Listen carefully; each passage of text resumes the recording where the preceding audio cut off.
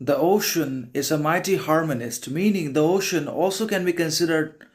to have a lot of character, importance, significance, potential, possibility, harmony, authenticity, understanding, compassion, and other virtues about into itself that not even the human beings can have, or not even the human beings are capable of exercising and applying into their actions, behaviors, communications, and relationships at every step of the way. The kind of qualities, the development and the exercise of which the ocean and even the water is capable of, because the ocean and all of its water demonstrates that neither can be conquered nor possessed nor defeated by anyone or anything in the world, that it lets go of anything or anyone, that it also holds on to the good, authentic, virtuous kind of people and things in life in one way or another. So we should be like the water. We should be able to hold on to those things and people that are reciprocal, that are worthy, important, significant in themselves, understanding, compassion, that are able to return energies back to ourselves, that are able to reciprocate our character, virtue in one way or another. So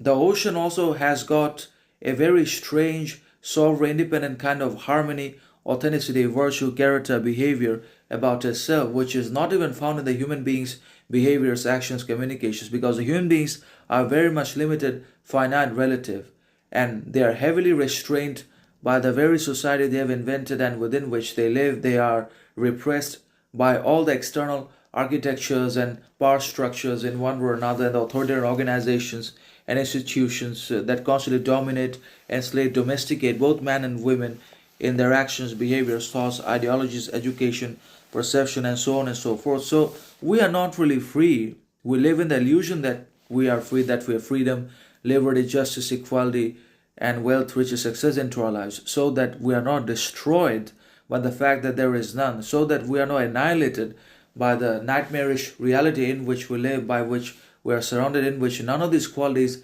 and states of mind and ideal ideas exist.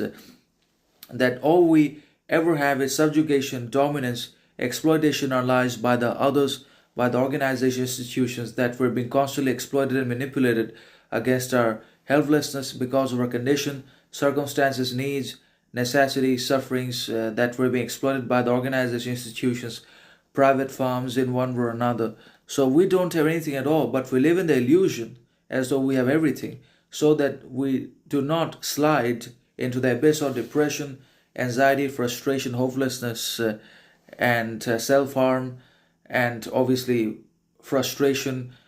hostility, and so on and so forth. And because we don't have freedom, because we're not free, we're constantly chasing freedom. We constantly say that we have and we don't have freedom, because freedom cannot exist in reality.